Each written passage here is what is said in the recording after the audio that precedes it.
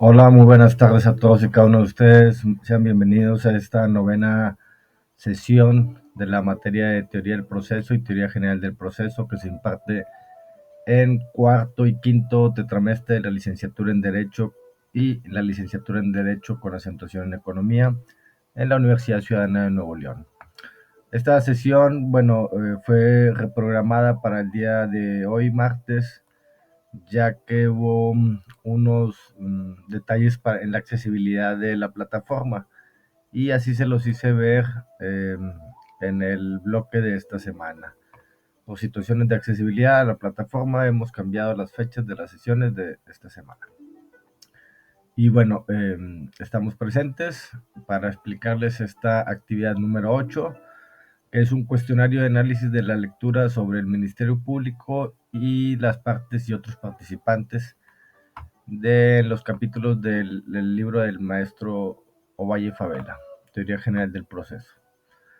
Y bueno, eh, también mencionándoles que como hubo un detalle en el domingo, no pudieron acceder, nos dieron la indicación de cambiar todavía, darles un día más para la participación de la actividad número 7, la anterior. Entonces, les estamos dando hasta el día de hoy, 22 de marzo, a las 23:59 o 11:59, que como ya se los he mencionado muchas veces, la plataforma va adelantada, no lo dejen para última hora. Y bueno, aunque ya veo que hay 48 participantes, en esta aula somos más de 70 y veo que a algunos todavía les falta participar, entonces está abierta, los invito, los exhorto a que la puedan realizar y bueno, cualquier duda y comentario, ahí me lo hacen saber. La actividad de hoy, la anterior nos referíamos, estábamos platicando de las partes de los sujetos más bien del proceso y hablábamos del juzgador. Ahora esta actividad número 8 hablaremos del Ministerio Público y las partes y otros participantes que puedan intervenir dentro del proceso. El objetivo de esta sesión es que el estudiante analiza el concepto, naturaleza jurídica y fundamento constitucional, así como la clasificación, sus funciones específicas y atribuciones del Ministerio Público en los procesos, asimismo las partes y otros participantes. Estamos llevando a cabo, como se los había mencionado, hubo un cambio por detalles ahí en la plataforma para el día de hoy, martes 22. No tenemos a nadie presente, por me imagino obvias razones el cambio, pero bueno, ya estaré subiendo esta grabación lo más antes posible. Tiene como fecha límite 27 de marzo. Ok, aquí ya admitimos a una compañera. Bienvenida compañera, muy buenas tardes. Y bueno, les mencionaba que tenemos hasta el domingo 27 señalado en el calendario. Sin embargo, su servidor, como ya se los ha mencionado, hemos tenido algunos detalles estos últimos semanas, los domingos, que no ha habido accesibilidad en la plataforma, entonces modificamos las fechas y sin embargo esta la dejé yo todavía para el día 29 de marzo, que es el próximo martes, ya que no había habilitado el cuestionario de preguntas. Había unas personas que me habían dicho ahí, me mandaron mensajitos que no podían acceder. Bueno, fue el detalle que no había subido el banco de preguntas. En ese sentido, pues ustedes no pueden contestarlas. Y, pero ya lo acabo de hacer en esta mañana, ya pueden acceder. Y bueno, la explicación es como las mismas de todas las semanas anteriores. Es un cuestionario que ustedes lo pueden realizar para que lo tengan como una base de datos, pero sin embargo a mí no me lo van a tener que presentar. Ese lo guardan ustedes para que ustedes también puedan contestar este cuestionario autoevaluable. Es un tipo de examen, ya se los había mencionado, y con 4 posibles respuestas. Cada una de las preguntas 10, son poquitas, no son muchas, pero de un banco de preguntas un poquito más extenso.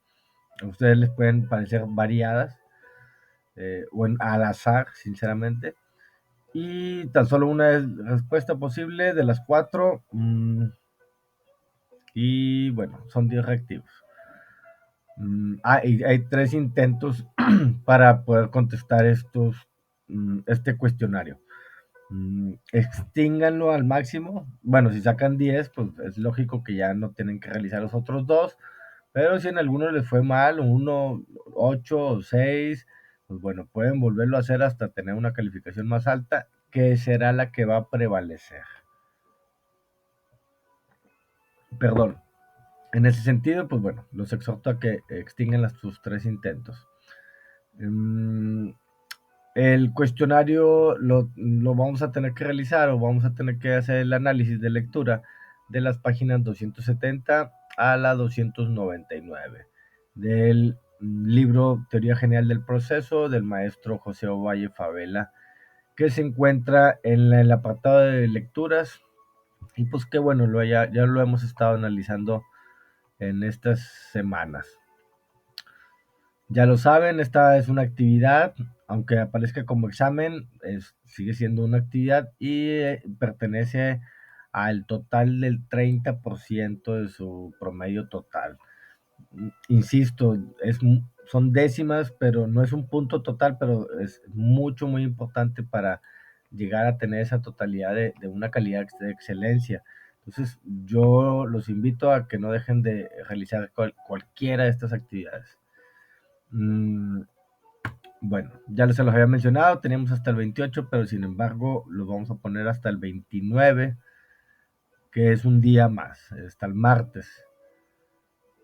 Ya aquí ya vemos que hay 2 personas que tienen intentos, ya lo hicieron porque, bueno, lo acabo de abrir. Me imagino que lo están haciendo. Y bueno, esto es a grandes rasgos lo que tenemos que cumplir con la actividad de la Universidad Ciudadana en esta actividad número 8. Creo que es muy clara mi explicación, ya que lo hemos estado realizando por las veces anteriores. Ahora sí, entraremos al tema en sí, a dar una explicación sobre el Ministerio Público y las partes. No sin antes decirles que ya tengo, ahora sí ya no nos vamos a retrasar más, ahora sí se los juro, se los prometo.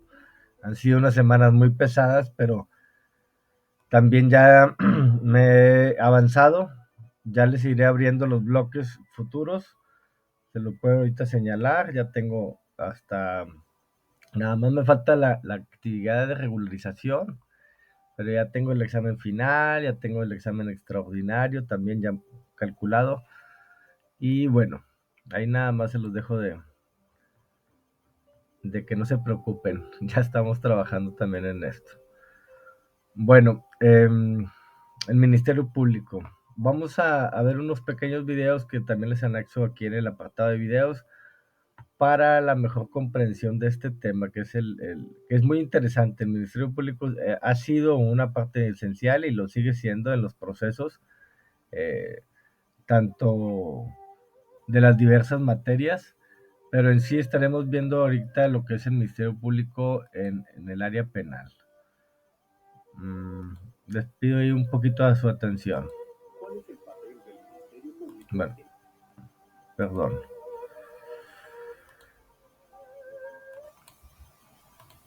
El nuevo sistema de justicia penal. Uno de los actores fundamentales del nuevo sistema de justicia penal es y va a seguir siendo el Ministerio Público. Esto es el órgano del Estado mexicano, tanto a nivel federal como local, encargado de la investigación de los delitos y en su caso de formalizar la acusación que se haga en contra de una o varias personas por haber presuntamente cometido un delito. Ahora bien, la reforma penal del año 2008 trae algunas novedades en relación al Ministerio Público. El artículo 21 de nuestra Carta Magna sigue señalando que el Ministerio Público es el encargado de investigar la comisión de los delitos y que tiene a su cargo ejercer la acción penal. pero agrega, y esto es una novedad muy importante, que la ley podrá determinar los casos en los cuales los particulares podrán ejercer también la acción penal. De tal suerte que se abre la puerta para que sea el legislador el que pueda señalar en qué casos los particulares podrán evitarse ese tránsito, esa aduana a veces lenta, a veces corrupta, hay que decirlo con todas sus letras, del Ministerio Público y podrán acudir directamente ante una autoridad jurisdiccional, aportarle los elementos que estimen necesarios y ya será el juez el que establezca, el que determine si se abre o no un proceso penal por las conductas que están señalando los propios particulares. Este es un cambio medular porque viene a romper con aquello que los juristas tradicionales llamaban el monopolio de la acción penal a cargo del Ministerio Público. Este monopolio se rompe y con la reforma del 2008 y creo que es una buena noticia para todos. En efecto, habrá delitos en donde la presencia y la actuación del Ministerio Público sea absolutamente necesaria e indispensable. Pero habrá también algunos supuestos, sobre todo, imagino, en delitos de carácter patrimonial, económico, dentro del quehacer de las empresas, etcétera, en donde simplemente los particulares puedan acudir de forma directa ante un juez. Insisto, esto es una buena noticia. Pero no solo eso. Otra novedad adicional es que la reforma señala que el Ministerio Público, al llevar a cabo la investigación de los delitos y antes de ejercer la acción penal, podrá aplicar lo que se llama un criterio de oportunidad. Esto también es una novedad que trae la reforma. ¿Qué significa un criterio de oportunidad? Significa el reconocimiento de que es imposible en la realidad, en el mundo real, construir acusaciones en todos los casos de presuntos delitos que son denunciados y que llegan a conocimiento del Ministerio Público. Ante esta imposibilidad fáctica, se permite, en términos del artículo 21, párrafo sexto de nuestra Carta Magna, que el Ministerio Público haga una depuración, haga una selección de aquellos casos en los cuales va a acusar a una persona y determine que en otros, por razones de conveniencia, de utilidad, de política criminal, etcétera, etcétera, no se lleven a cabo estas acusaciones.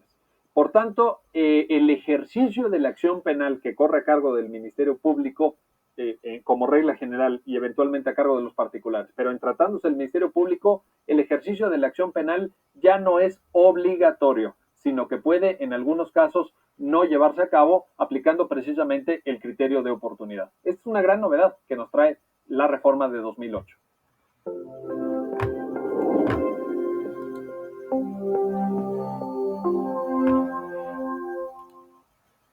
Bueno, espero les haya interesado este video y nos deja ahí ciertas dudas o preguntas, me imagino, a todos. Ya que, bueno, es bien sabido, estas reformas del 2008 vinieron a modificar mucho el sistema acusatorio penal. Eh, y bueno, ¿cómo no lo hace saber también? Ya no es la institución exclusiva del ejercicio de la acción penal como tal, esa investidura que se le otorga al Ministerio Público. Y bueno, nos lo hace ver también aquí el licenciado Carbonell en el sentido de que también los particulares ya podemos ir con nuestra denuncia posible constitutiva de algún delito directamente ante el juzgador para que nos haga valer nuestros derechos o haga justicia en alguna situación que se haya cometido como lo menciona, delitos patrimoniales. Y también lo hace muy bien ver que habrá otros que sí es necesario totalmente la participación del Ministerio Público por sus actuaciones que debe de realizarse en las cuestiones de lesiones, homicidios y todas las otras circunstancias de delitos del orden de la persona. Ahí necesitaríamos dictámenes periciales, se tendrían que realizar también, no sé, diligencias de inspecciones oculares, levantamiento de pruebas, todo eso sí, pues bueno, la investidura del Ministerio Público lo necesita reunir para que el juez tenga esa apreciación de esas pruebas que se le van a vertir y decidir en algún momento por alguna, en alguna resolución que llegue a tener, que sea bien fundada y motivada con las pruebas que también se le han presentado. Bueno, tengo otro videito también, aquí se los voy a presentar. Les pido de su atención. Con la entrada en vigor del nuevo sistema de justicia penal, hoy el agente del Ministerio Público tiene nuevas facultades o herramientas para trabajar de manera eficaz y eficiente para garantizar el acceso a la justicia. En el nuevo sistema de justicia penal, ante un probable delito, los agentes del Ministerio Público tenemos que comprobar nuestros dichos con hechos, con evidencias. Ahora, nuestro trabajo es transparente. Señor, vamos a revisar su caso. Nuevo sistema de justicia penal. Acabo de practicar un examen médico ginecológico y tomamos las muestras necesarias y suficientes en búsqueda de espermatozoides, en búsqueda de una prueba que se llama fosfatasa ácida e incluso de ADN, licenciado. Muy bien, doctor. Con la investigación ha arrojado que el modo de operar de los atacantes es muy parecido. El agente del Ministerio Público dirige la investigación en forma coordinada con la policía y, en su caso, con peritos, para lo cual promueve un ambiente de comunicación y colaboración. Eso está muy bien. Y ahora, me acuerdo que el modo de operar era muy similar, en lugares oscuros, ya a altas horas de la noche. Orientaremos la búsqueda de evidencias del delito de manera científica y siempre comprobable, utilizando las plataformas tecnológicas y los avances en las telecomunicaciones, poniéndolos al servicio de la justicia. Nuevo sistema de justicia penal.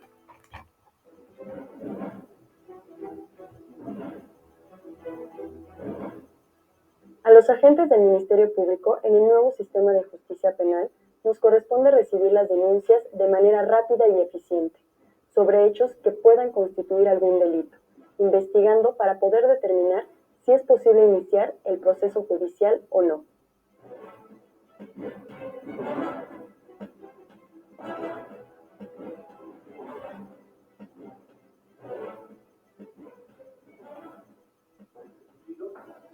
Analizaremos las evidencias de manera imparcial y objetiva, que nos permita formular una acusación.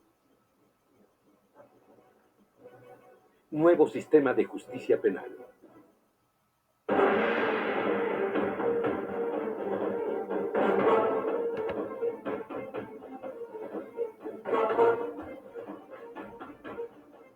En el nuevo sistema de justicia penal, trabajaremos con respeto a los derechos humanos para proteger al inocente y lograr que el culpable no quede impune.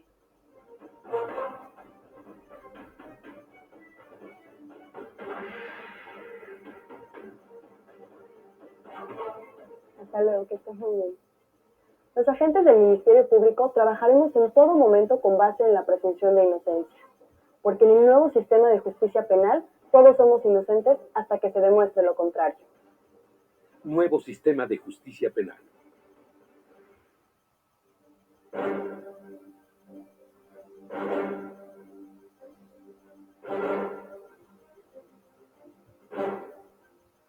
El agente del Ministerio Público en el nuevo sistema de justicia penal asesorará a las víctimas u ofendidos en el proceso jurídico y buscará resarcir el daño.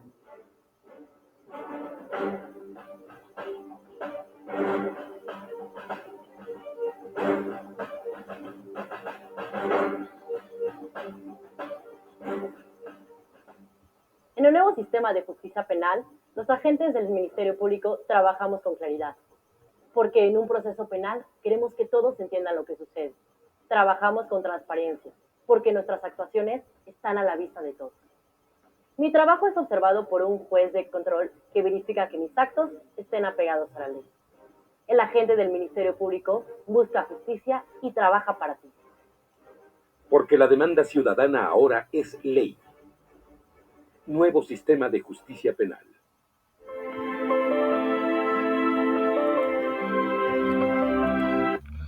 Bueno, espero les haya entretenido también este otro video. Y bueno, nos aclara ahí también otros preceptos muy claros que el Ministerio Público debió de haber tenido y debe de seguir teniendo. digo, la presunción de inocencia, la imparcialidad en sus decisiones y bueno, que también está robustecido de todo ese cuerpo de científicos a su disposición para el esclarecimiento de los hechos presuntamente constitutivos de un delito. Todas estas personas, llámense médicos, psicólogos, criminalistas, forenses, biólogos, una infinidad de personas de profesiones que pueden llegar a apoyar al Ministerio Público en las diversidades de los casos concretos que se le lleguen a presentar. Y bueno, en ese sentido, también les quiero mencionar que están las figuras del Ministerio Público, Los intervinientes del Fuero Común y también del Fuero Federal. En ese sentido, pues bueno, son instituciones que se encargarían de la persecución de delitos, perdón, del origen del Fuero Común, llámese perseguidos por el Estado, vaya, los delitos patrimoniales, los delitos de lesiones, homicidio, diversidad de delitos. Y a nivel federal, pues bueno, también se presentan también su cuerpo de ministerios públicos y pues también que se encargan de la persecución de delitos a nivel federal. Llámese delitos de contra la salud, contrabando, armas de fuego, todo ese otro cuerpo de delitos a nivel federal, bueno, pues ellos son los que los persiguen.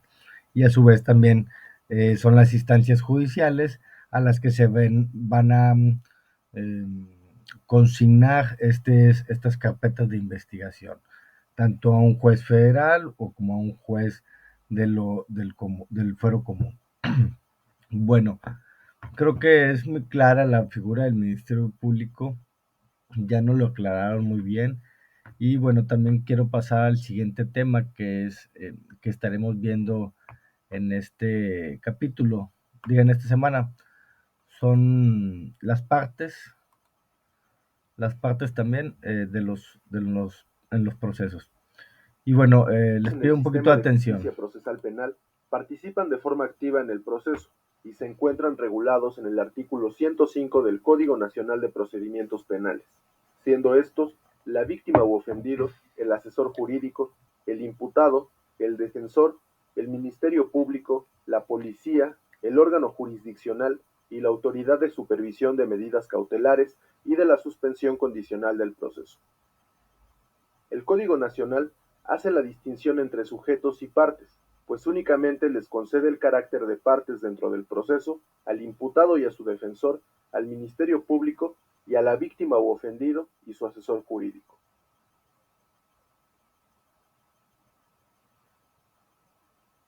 Los conceptos de víctima y ofendido son comúnmente confundidos e incluso se utilizan indistintamente como sinónimos.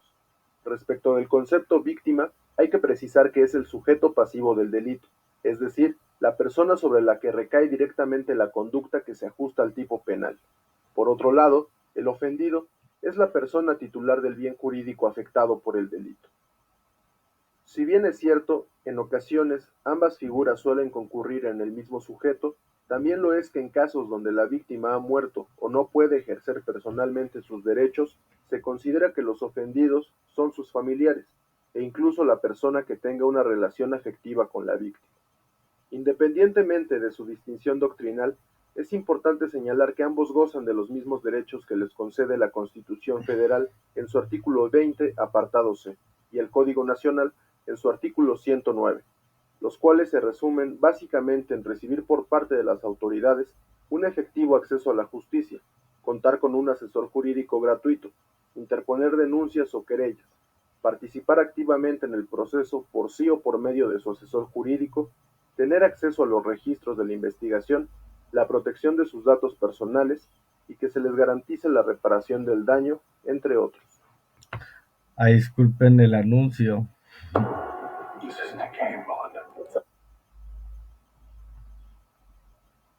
Eso es inevitable.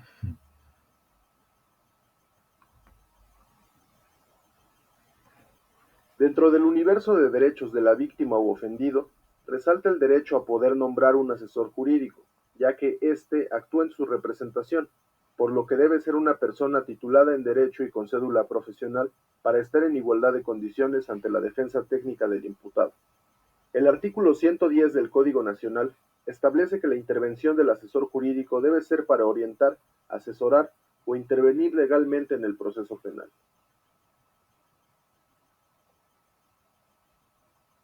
En términos simples, el imputado es el sujeto activo, es decir, la persona que realiza una conducta tipificada como delito. Durante el proceso penal se le puede referir de múltiples maneras, según la etapa procesal en la que se encuentre. De esta forma, el sujeto activo del delito puede ser un indiciado desde el momento en que existe un señalamiento hacia su persona hasta que se le formule imputación en la audiencia inicial, momento en el cual se convierte en imputado.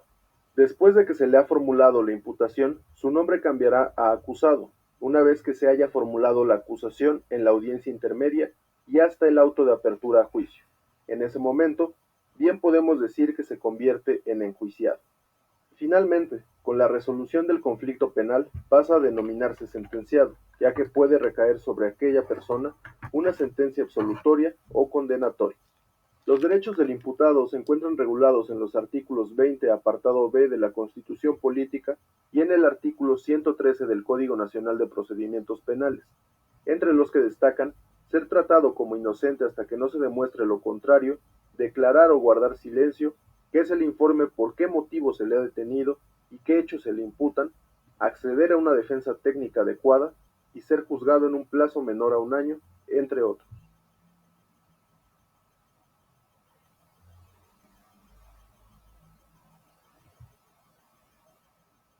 Uno de los derechos que le asisten a toda persona imputada es el nombrar un defensor que, valga la redundancia, lo defienda ante la pretensión punitiva del Ministerio Público, por lo que, si una persona señalada por la comisión de un hecho delictivo no nombra a un defensor privado, esto no es óbice para iniciar el proceso, puesto que se le debe nombrar un defensor público. Es importante señalar que no solo basta con tener el título en derecho o la cédula profesional, sino que también es obligación del defensor conocer bien la dinámica del proceso penal acusatorio, puesto que si el órgano jurisdiccional advierte que hay desconocimiento, incapacidad o inexperiencia por parte de la defensa, debe prevenir al imputado para que designe uno diverso y en caso de no hacerlo, se nombrará un defensor público en el plazo de 3 días, según lo dispuesto por el artículo 121 del Código Nacional. La garantía de una defensa adecuada es una de las más importantes para el imputado, puesto que de ella dependerá que se obtenga una sentencia favorable a sus intereses, por lo que el Ministerio Público en todo momento debe dar acceso a la carpeta de investigación.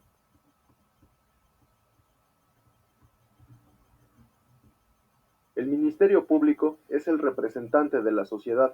Su intervención es parte esencial del proceso penal y por tal motivo el artículo 21 constitucional lo faculta para investigar los delitos y perseguirlos con el auxilio de la policía y los servicios periciales, así como el ejercer la acción penal. Es importante aclarar que el Ministerio Público no es una persona, es una institución, en razón de su principio de unidad, el cual consiste en considerarlo como una institución del Estado, por lo que el agente del Ministerio Público únicamente actúa en su representación. Su ausencia no impide que el proceso se lleve a cabo, ya que debe ser sustituido por otro agente. El artículo 131 del Código Procesal le impone ciertas obligaciones, por ejemplo, vigilar los actos de investigación, recibir denuncias y querellas, ordenar a la policía actos de investigación, ejercer la acción penal cuando proceda, formular la imputación y la acusación, así como solicitar la imposición de penas y medidas de seguridad, entre otras.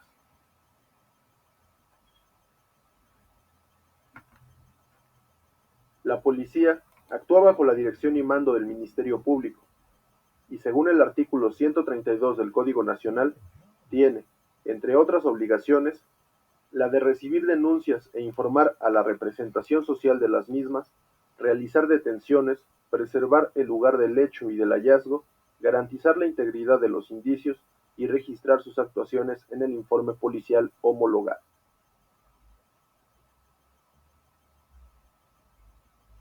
En el sistema procesal penal acusatorio habrá distintos jueces para las diferentes etapas del sistema: jueces de control, jueces o tribunales de enjuiciamiento, jueces de ejecución y magistrados de las salas penales. El artículo 16 de la Constitución le impone a los jueces de control resolver inmediatamente los asuntos sobre medidas cautelares, providencias precautorias y técnicas de investigación. Además, su deber es moderar y dirigir el desarrollo de las audiencias preliminares. Su intervención se limita de la etapa de investigación inicial hasta el auto de apertura a juicio oral. Por otro lado, los jueces o tribunales de enjuiciamiento conocen después del auto de apertura a juicio hasta el dictado de la sentencia y su explicación. Este órgano jurisdiccional dirige la audiencia, controla el desahogo de la prueba, resuelve las objeciones de las partes durante los interrogatorios y contrainterrogatorios de peritos y testigos. Asimismo, resuelve si el acusado es responsable penalmente o no de la comisión de un delito, entre otras facultades. En el caso de los jueces de ejecución, su labor consiste básicamente en conocer lo relacionado con el cumplimiento de la condena y los beneficios penitenciarios a los que tenga derecho el sentenciado. Finalmente, los magistrados de las salas penales son quienes conocen del recurso de apelación que interpongan las partes.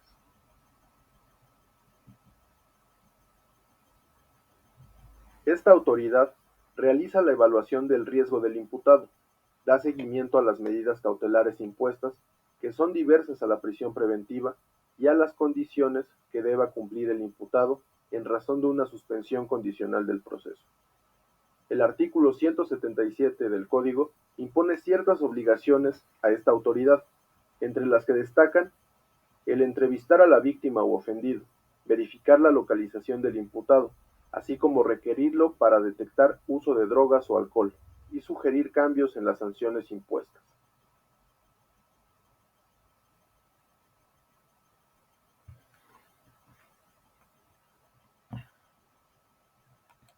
Desde luego, esto solo es un panorama general de algunos de los derechos, facultades y obligaciones de los sujetos procesales, ya que en cada etapa del proceso penal, cada uno debe desarrollar actividades específicas, por lo que en futuros videos abordaré más a profundidad de. Bueno, nos han explicado un poquito más ya ahora en esta función de las partes que constituyen el proceso, algún proceso penal. Y en ese sentido yo les quiero ahí aportar, es como quisiéramos esa visión de un rombo, o sea, en un rombo virtual en donde jerárquicamente en la parte superior pues, se encuentra el juez, y en las dos partes medias estaría de un lado el Ministerio Público y en otro lado el defensor y la víctima u ofendidos, dado el caso. Y abajo, en la parte inferior, pues bueno, el sujeto activo, ¿no? Que de alguna otra manera el juez va a decidir lo que se va presentando las pruebas, tanto el Ministerio Público como el defensor. Aquí, perdón, es el Ministerio Público con la víctima y en el otro caso el defensor del sujeto activo. Entonces aquí van a presentarse de alguna otra manera en el proceso sus probanzas y el juez es el que tendrá una decisión sobre la sentencia que se le llegue a dar al sujeto activo, que como también nos lo mencionaban ahí, cambia de muchos nombres el sujeto activo, desde un inicio que llega a ser como el indiciado, luego después llega a ser el imputado, y luego el inculpado, y luego el enjuiciado, y al finalizar ya el sentenciado. ¿Por qué? Porque en distintas etapas del proceso, pues bueno, esa figura va cambiando, ¿no? Y vaya, es de reconocerse también en ese sentido.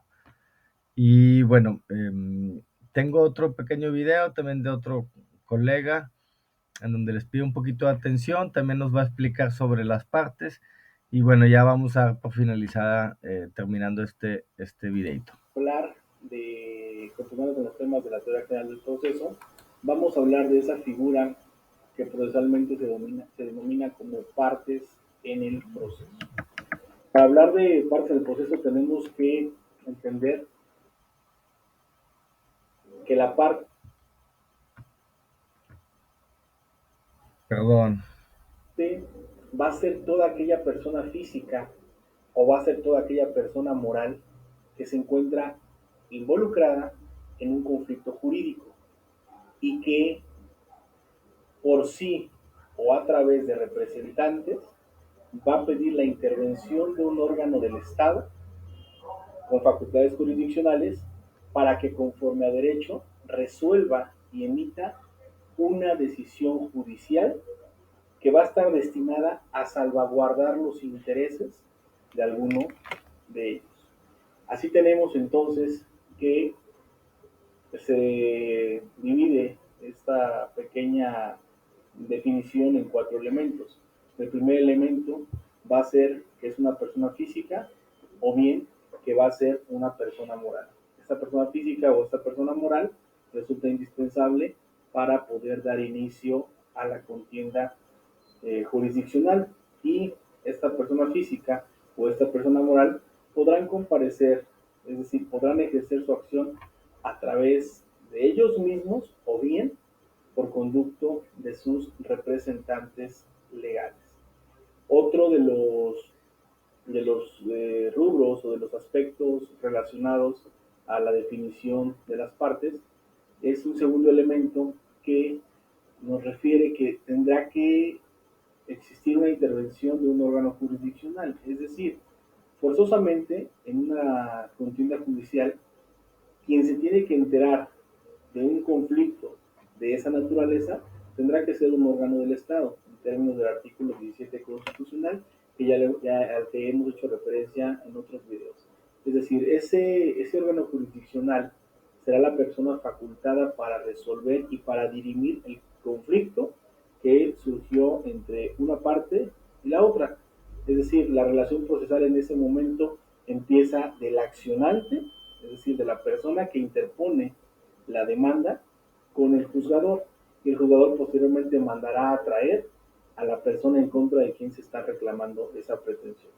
Como tercer elemento, tenemos que el dictado de la sentencia o el dictado de una decisión judicial tendrá que ser apegado a derecho, es decir, una sentencia dictada conforme a derecho. ¿Qué implica una sentencia dictada conforme a derecho? Implica que van a interactuar dentro de los criterios del juzgador no solamente la norma jurídica aplicable al caso concreto del asunto que se le está sometiendo a su consideración, sino también tendrá que tomar en consideración los principios generales del derecho, criterios de interpretación, la jurisprudencia, para poder dictar una sentencia que en sus términos cumpla con los requisitos legales que el caso amerite. Aquí valdría la pena hacer alguna distinción y una exclusión que los criterios de analogía y mayoría de razón no pueden aplicar en el proceso penal. Para todos los demás procesos sí aplican, sin embargo, para materia penal, criterios de interpretación de analogía y mayoría de razón no podrían aplicar. Y posteriormente tenemos que esa decisión final del juzgador va a ser una sentencia que va a dictar, una sentencia que va a emitir, una sentencia que va a surgir del análisis que el juzgador ha hecho al asunto que se sometió a su consideración. Y tenemos que esa sentencia tendrá que ser dictada tomando en consideración todo lo que ocurrió dentro del proceso y la cual tendrá como objeto que se salvaguarden los intereses, que se salvaguarden los derechos de las personas que intervinieron. Es decir, el juzgador tendrá la oportunidad de decidir si le va a dar la razón a la parte actora o bien si le va a dar la razón a la parte demandada. salvaguardar intereses representa o implica que el juzgador va a ponderar y va a garantizar el derecho de aquella persona que tenga las facultades para reclamarlo, es decir, el actor, para que, por poner un ejemplo, le paguen lo que le adeudan, o bien del demandado para que no pague lo que le están reclamando. Así tenemos entonces esos 4 elementos de la definición de las partes en el proceso. Existen criterios del orden federal en el sentido que se establece que independientemente de lo que la doctrina defina a las partes, es muy sencillo poder definir o poder enmarcar quiénes son las partes del proceso. Las partes del proceso prácticamente va a ser la persona que va a dar inicio al proceso jurisdiccional, que en este caso va a ser la parte actora o también denominada demandante, y por el otro lado tendrá que estar la parte que va a resentir la petición o los reclamos que hace la parte actora, y que en este caso será la parte demandada. Así tenemos que entonces la parte actora va a ser aquella que va a ejercer un derecho, y la parte demandada va a ser aquella que va a recibir una situación o una carga, y ya sobre la marcha pues cada uno de ellos tendrá que ir haciendo lo propio para ver qué derecho va a salvaguardarse y qué derecho el juzgador debe salvaguardar, debe respetar. Si el de aquella persona que puso en movimiento el órgano jurisdiccional a través de la interposición de la demanda, o salvaguardar el derecho de la persona en contra de quien se ejercitó ese derecho, y que al contestar la demanda, al hacer valer sus defensas y excepciones, pudo hacer notar al juzgador que no le asiste la razón ni derecho alguno a quien le está reclamando. Bueno, ahí nos aclara también el colega, pues bueno, lo que son las partes, ¿no? Y en sí, como también nos lo mencionaba en el video anterior, no todos son partes. En los sujetos del proceso, como lo mencionaba, era en este.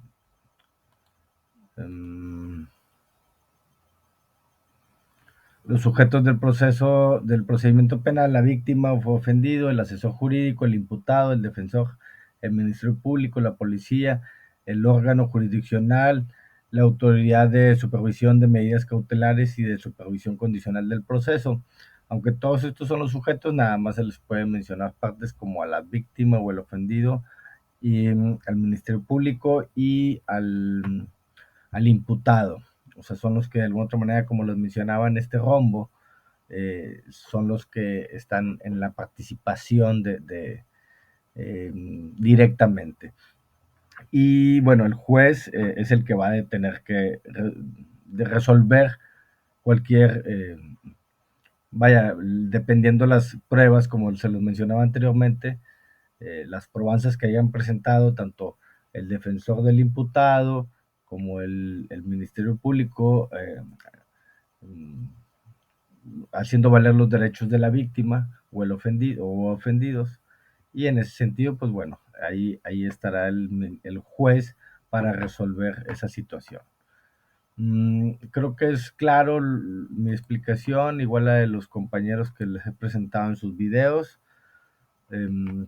Ahorita me estaba distrayendo un poquito porque estaba viendo en mi celular que nos están dando ya las indicaciones de la Universidad Ciudadana de ya abrir de abrir las actividades, las siguientes, y que también abramos la de recuperación, la actividad de regularización, perdón, la actividad de regularización.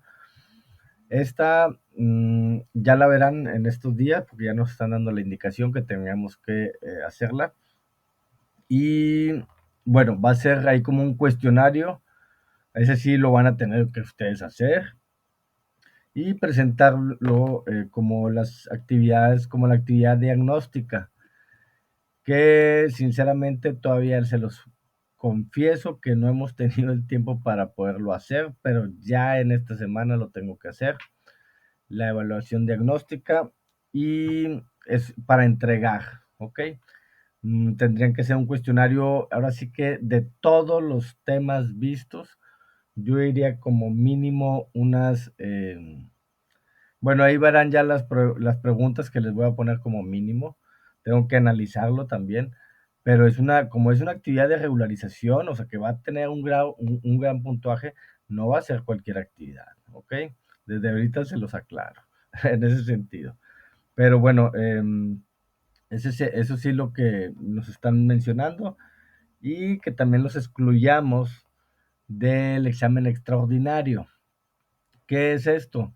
A ustedes en el apartado de calificaciones todavía les aparece el examen extraordinario y la sumatoria también la hacen con este apartado. Entonces se baja mucho su promedio final. Es por eso que nosotros tenemos que irnos al apartado de calificaciones y hacer un proceso que es muy tedioso, sinceramente, porque tengo muchos estudiantes y tengo que irme, primero tengo que activar aquí y luego irme al apartado, aquí ven todas sus calificaciones, las actividades y bueno, al finalizar también está el examen extraordinario. Y aquí tengo que meterme a cada uno de ustedes, de sus, pues sí, de sus rangos y excluirlo. Y luego guardar. Y así sucesivamente con todos los 761 estudiantes. Esta personita tenía ahorita punto 30 y ya subió a punto 70. Aquí vamos a hacer este otro proceso. 2.36 esta persona tiene. Déjenlo excluyo al compañero Félix. Y van a ver que va a subir su calificación. ¿Por qué? Porque no lo vamos a estar promediando, sumando y promediando ese examen extraordinario que no sabemos si va a tener derecho o no. Aquí ya bien, ¿ven? 4.72. Va a estar bien contento el compañero Félix, porque ya vio que hay más calificación. Entonces ya él 4.72 con un examen final que le vaya muy bien, 3.5, entonces ya va a tener, ¿qué? Son 7, 8.2. Y eso que todavía le faltan actividades. O sea, ahorita ya haciendo así un ejercicio somero, teniendo un buen examen final, pues él puede acreditar en primera oportunidad. Pero bueno, este proceso de exclusión lo tengo que hacer manualmente y tengo que hacerlo con todos. Entonces lo voy a estar haciendo lo más pronto posible para que para que ustedes ya vean reflejada su calificación real, ¿ok? Y bueno, ahí sí nomás les pido un poquito de paciencia porque son cuestiones de, como les mencionaba, tengo un montón de estudiantes y bueno, yo sé que todos se preocupan, yo sé que todos están bien mortificados porque tampoco les he revisado el foro, pero no se preocupen, yo sé que tengo todavía esas obligaciones como docente y lo estaremos haciendo lo más antes posible. Está pendiente actividad diagnóstica y el foro número 1. No lo niego. Bueno, vamos a dar por concluida esta sesión. Si tienen alguna duda, algún comentario, como siempre ya se los he hecho saber, dándole clic a mi nombre, ahí aparece mi perfil y me pueden enviar un mensaje, aquí abajito dicen enviar mensaje y bueno, me lo pueden enviar. Ya con la duda, siempre les pido por favor, dense a conocer quiénes somos, en qué aula les imparto, en qué materia, porque si no, pues para mí es bien difícil andarlos buscando en las 13 aulas que tengo. Por eso aquí también se los aclaro bien. Aunque ya nos conozcamos, aunque ya sepamos, pero es que a veces les impartí en Derecho Penal y ahora les estoy impartiendo en Teoría del Estado, entonces Teoría General del Proceso. Entonces a veces ya no sé ni en qué materia les estoy impartiendo. Por eso, nada más un pequeñísimo detalle, no dejen de incluir esto. Bueno, no les quito más tiempo a las compañeras que estamos presentes, igual invitándolas dentro de una hora a estar en la sesión de Teoría del Estado. en donde su servidor estará también impartiéndoles ahí la cátedra. Bueno, no me despido, sino que hasta luego y muchas gracias a la compañera Merz Rodríguez y Roberta Faz. Muchas gracias por la sesión, igual que tengan una bonita tarde. Hasta luego.